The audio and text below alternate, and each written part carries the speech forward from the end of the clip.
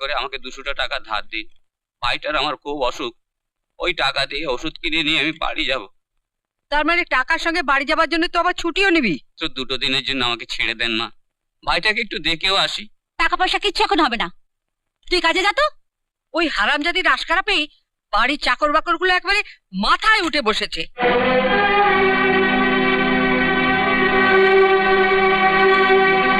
মা, আলমারির চাবিটা দিন তো, টাকা বের করব। এখন আবার টাকা দিয়ে কি করবে? হরিকে দেব, ওর ভাইয়ের ওষুধ কিনে নিয়ে যাবে।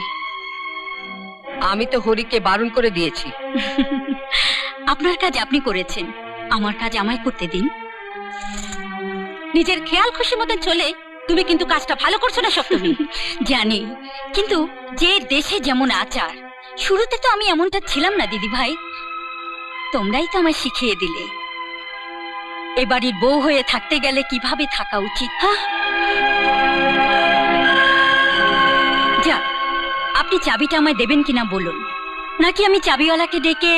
না না না, মানে আমি না বললাম কখন? এই নাও না চাবি।